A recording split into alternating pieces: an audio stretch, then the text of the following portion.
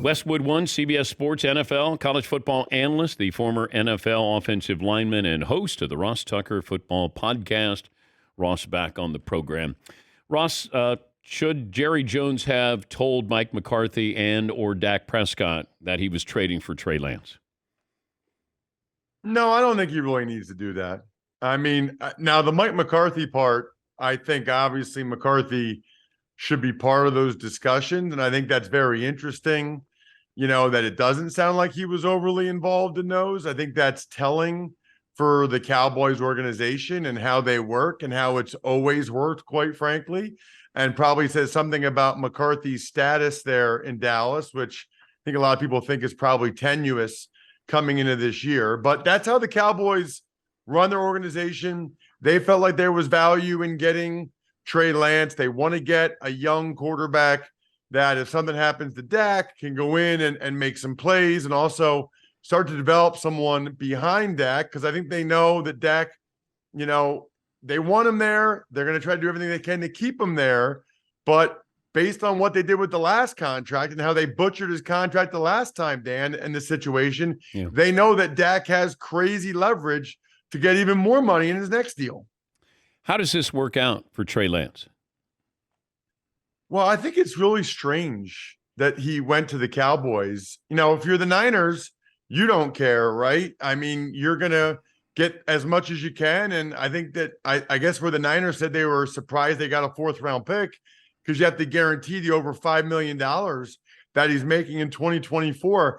I'm just surprised, I think, Dan, that none of these other teams, whether it's the Vikings or whoever, even teams that maybe have quarterback concerns, the Broncos, Fritzy's Broncos, maybe the Raiders, although Aiden O'Connell looked really good. I guess I'm surprised that none of these other teams that might go with young quarterbacks or might have quarterback situations, even like the Commanders, right? Like, why wouldn't the Commanders bring in Trey Lance in case Sam Howell falters? I'm a little surprised that the Cowboys, a team with an established quarterback, was willing to give up more than any of the other teams were. Yeah, and Dallas has 2 better quarterbacks and 3 better quarterbacks. Dak, Will Grier, and Cooper Rush are better than Trey Lance. One of those is probably going to get cut because I don't think you make a deal like this for a 4th-round pick, and then can you keep 4 quarterbacks somewhere? Can you put one on the practice squad, or is it you get 3 quarterbacks you can put on the roster? Well, so I think that's what they're going to do. I think they'll cut Will Grier and they'll put him on the practice squad would be my guess. Okay. I don't know if Will gets picked up elsewhere. He's bounced around a decent amount. There's other teams that have quarterbacks they like as well. But I actually think, Dan, that was the sense I got just seeing some Dak quotes and his body language. I think Dak was a little bit frustrated about that part of it. Will Grier goes out there and has like the game of his life. Yeah. It's probably not going to matter, although it always matters, right? Because if they do try to put him on practice squad, Grier going out there and playing that well does give him a chance to get picked up somewhere else. I do think it's funny too, Dan, that the 49ers didn't just keep Trey Lance as their 3rd guy. I mean, they're the ones that helped get this new rule so you can have 3 quarterbacks suit up on game day because of what happened in the NFC Championship game. And yet they still didn't think Trey Lance was even valuable enough to be number 3. I'm not even sure that they think Trey Lance is better than Brandon Allen. And I think they thought it would be better for Purdy and the entire organization to just move away from him and part ways. Can you be a bust at 23?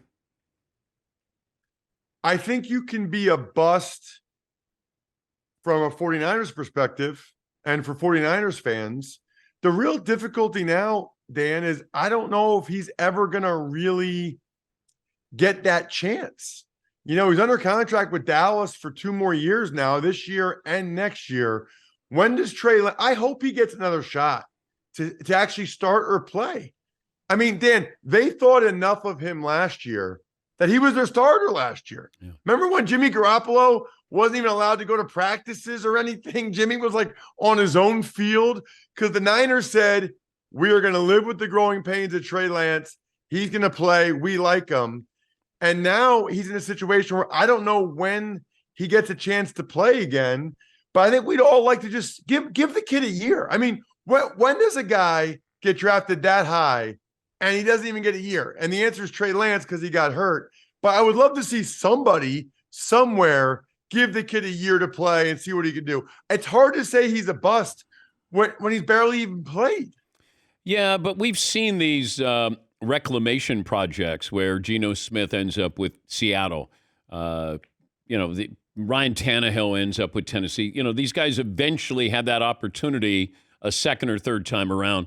And at age 23, if he has the talent, I think we got caught up in North Dakota State talent and thinking, oh, he can be just like Carson Wentz or Easton Stick or whatever it might. Well, he had to be better than Easton Stick. They gave up too much. But, he was great for a great team. And it just didn't. I said this first hour. If you can't be a good quarterback in Kyle Shanahan's system, then I have some real questions about that. Because Kyle Shanahan's the quarterback of the 49ers. Somebody goes out there and just, has to hand off and occasionally throw a pass.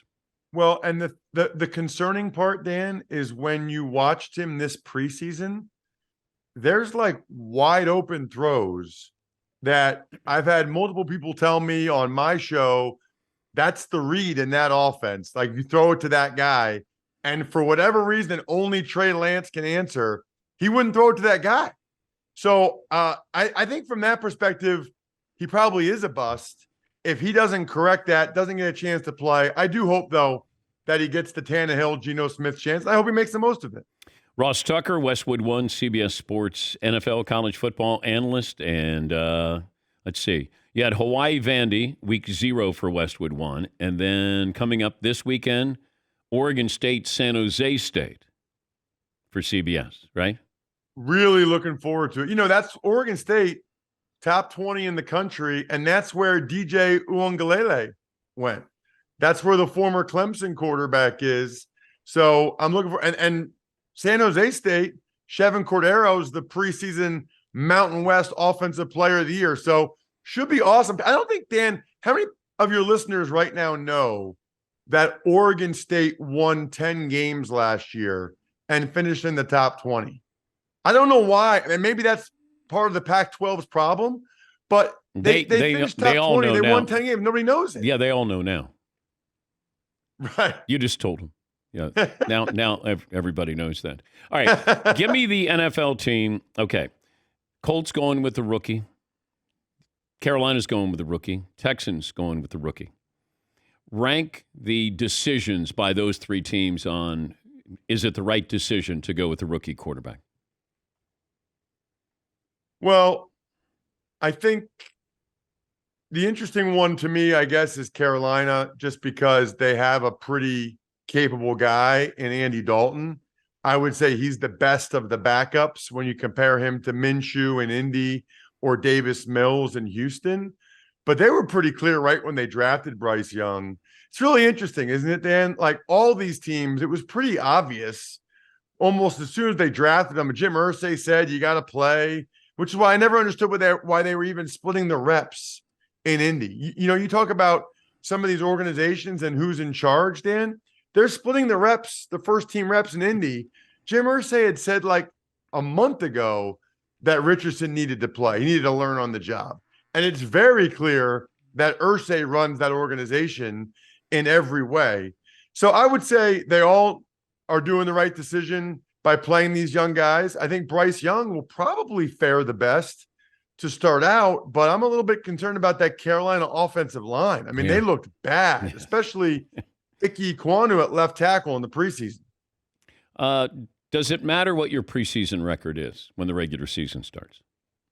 No, literally nobody ever talks about a preseason game again once the regular season starts, unless someone got injured in that game or else the Baltimore Ravens streak. I mean, I played 7 years.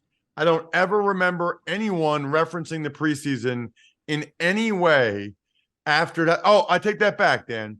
2002, I started every preseason game for Steve Spurrier. And Dan, I think he thought those games counted. I'm not sure, but I think he thought they counted. We were winning by like 30 points. I was starting. It was so exciting. I was like, this is amazing. We're awesome. I'm awesome. Like this is fantastic. That is not That is not how it worked out. Did you when the have regular fun? season Like, actually came around. did you have fun with Spurrier? Oh, dude, he was amazing. I mean, Was first he of all, a good coach, though? No, terrible, terrible. How can you be a great college coach, a Hall of Fame college coach, and not at least a good NFL coach?